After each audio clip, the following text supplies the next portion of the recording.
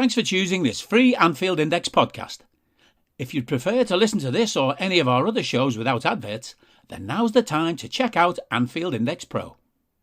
With AI Pro, you can supercharge your entire listening experience. You'll not only get all of our podcasts without the ads, but you'll have them far faster with our quick publish feature available exclusively for subscribers. AI Pro also puts you in the heart of our sound studio, with an option to listen to many of our shows live and interact with the podcasters in real time as the shows are recording. Upgrading couldn't be easier. AI Pro is available on all popular podcast platforms, and we have our own apps for Apple and Android. Just head on over to AnfieldIndexPro.com and get started today. Hello and welcome to the Daily Red, your lunchtime catch-up on all things Liverpool FC, on a day in which news is beginning to break regarding Liverpool and Darwin Nunez. So today, Paul Joyce, James Pearce, Dominic King and others have all had stories about Darwin Nunez. There are multiple stories that Liverpool are Nunez's top priority. We are the club he has chosen, and now it is a matter of agreeing a fee with Benfica. So some reports suggest that it will take a club record fee to sign Darwin. And I think it will, but I think that club record fee will include add-ons.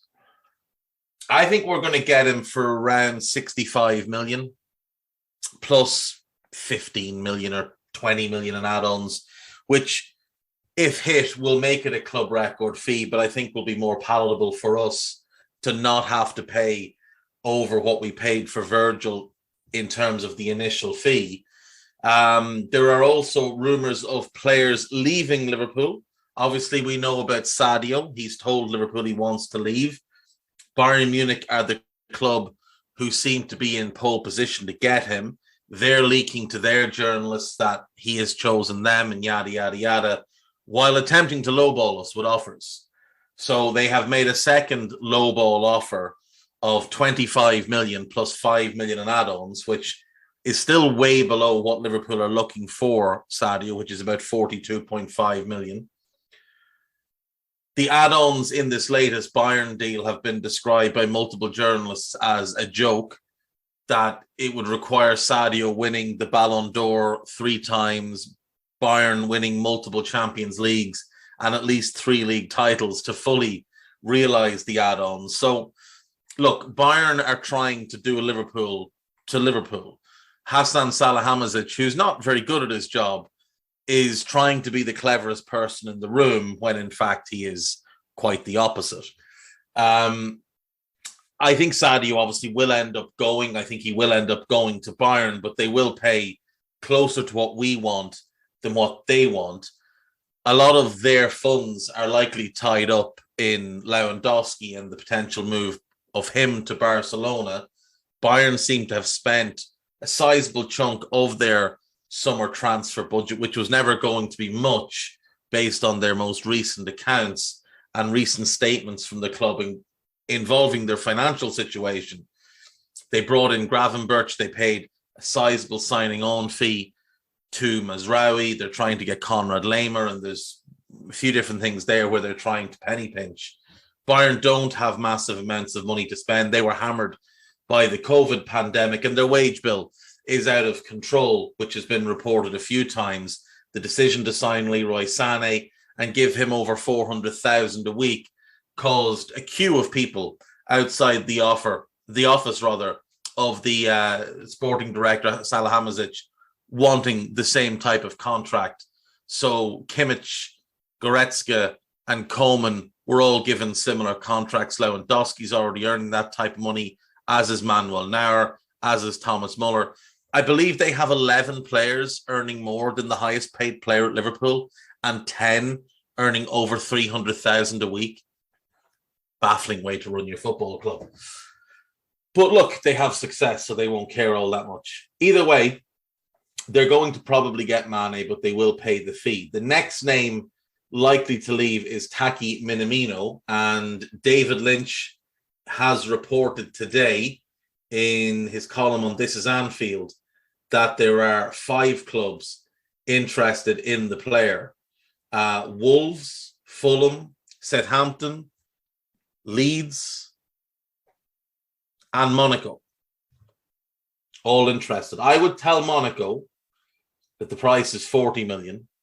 And if they don't like it, they can go and take a very long walk off a very short pier.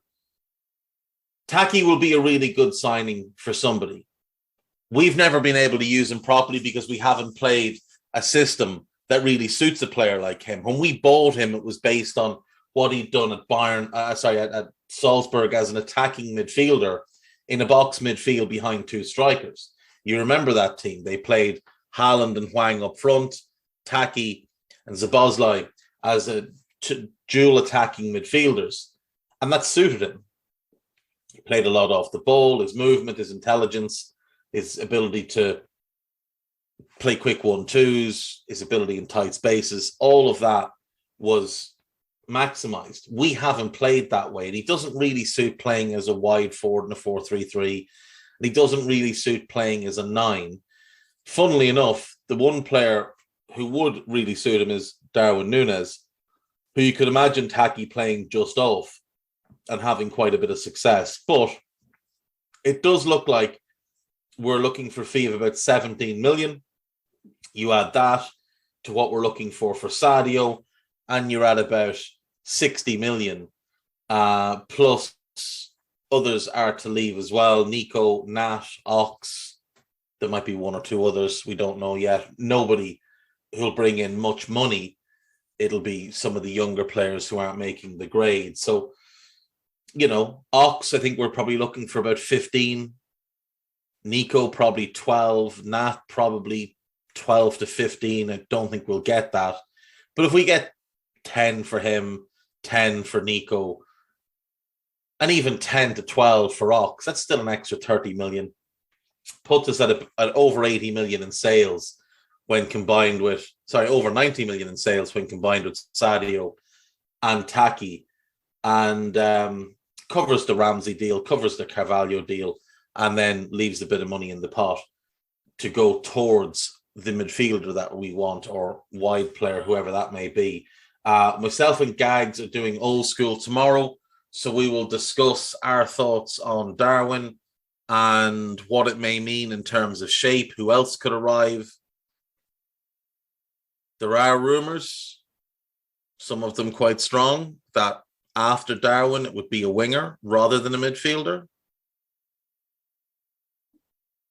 Without Tchouaméni, there isn't really an alternative. So we'll wait and see what happens there. But it's going to be interesting to see what the club do. It seems like it was Darwin and Tchouaméni. That was the plan for this summer, which tells you that what Klopp wanted to do was get bigger and faster and stronger, make the team more physical, add more power. No, Tchouaméni makes that a little bit different in terms of the midfield area, unless you go for someone like Sangaré. Now, I don't think he's a starting quality player, personally. I think he's a very good squad player for a club of our level, but I don't think he'd be a starter. I could be wrong, but there's definite limitations to his game. Now, maybe playing with Fabinho unlocks certain things in his game. He'll have more ability to play box to box. I still think Sadio Mane would be the best option if we wanted that type of midfielder, that box to box powerhouse who can also play when Fab isn't there. Doing that obviously makes Thiago the right-sided 8, the more attack-minded one. It's going to be a different shape next year anyway. We know that. The shape has changed drastically. It's not 4-3-3 anymore. It's been 4-2-4, 4-2-3-1, whatever way you want to look at it, for quite a while. Henderson plays it as a second number 9/right winger. Naby plays it as a 10. Elliott played it as a right winger. Jones played it as a 10. Whoever's been in that right-sided midfield role hasn't played it as a right-sided midfielder. They've played it as a front four player. It's a front four in attack and defense. You watch when we're out of possession, the player most likely to press the centre backs has been Henderson or Naby, if it's him in that role. So Definitely going to be a fun summer, I think. This is Anfield. Their headline piece is about Darwin. There's also a piece up on Calvin Ramsey. There is that David Lynch piece on Minamino, piece about Luis Diaz, a piece about Connor Bradley, and a piece about a Polish goalkeeper signing a new contract. So check those out there.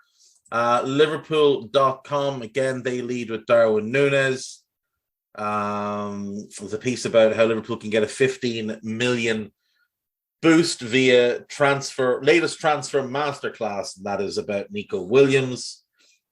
Liverpool transfer headache must be avoided at all costs. That's, I would guess that's to do with Caoimhín Kelleher doing a press conference before Ireland's most recent game and talking about how he doesn't know what his future holds, whether or not he's going to stay and be the backup or whether he'll be loaned out next season. So my assumption would be he stays one more year and then gets loaned out, with Pitaluga becoming the number 2.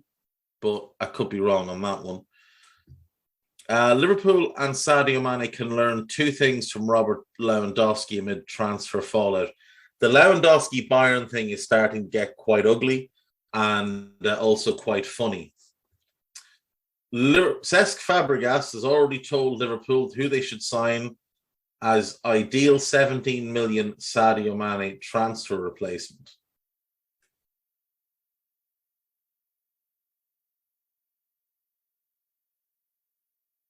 Sofiane Diop. He will cost quite a bit more than 17 million. They've just taken his value off transfer market. He's very, very talented. He's only 21. There's still quite a lot of development needed, but he is very, very talented. If we're signing a winger, though, there are better options right now. Now, long term, there might not be. Long term, he might be the best option. But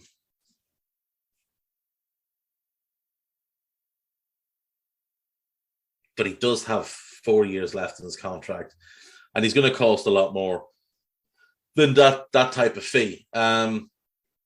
Interesting one, though. Interesting one. Liverpool prepared to smash transfer record as Sadio Mane heir has 38 million release clause. Lineker names the best passer in English football. Trent, okay. Release clause for Mane heir, that's Arnaut Danjuma. According to Fabrizio Romano, who, I mean, as we know, he just makes stuff up randomly. And Darwin Nunez is the player who they're talking about with regards to the transfer record. On AnfieldIndex.com, there is a new article up entitled Mentality Monsters, written by the machine Stephen Smith. And there are obviously the podcasts I mentioned yesterday. There's 2 Scouteds, a Minefield, Positivity podcast, and a season review, the first episode of that. So all that is there. Go and listen to it all. Share it with your friends. And I'll see you tomorrow. Bye-bye. We hope you enjoyed listening to this Anfield Index show. Please be sure to subscribe to our channel so future podcasts find their way to your device automatically. There's nothing quite like fan engagement, and we'd love to know what you think of anything discussed on this show. The best way to get in touch is over on our free Discord community, where both podcasters and listeners debate the hottest LFC topics 24/7. Sign up free now at AnfieldIndex.com/Discord. You won't regret it. You can also follow us on Twitter at Anfield Index and find us on Facebook by searching for Anfield Index. Oh, and before you go, we'd love it if you could leave us a 5-star review on your favourite podcast app. It only takes a couple of seconds, and it means the world to the people who create these free shows.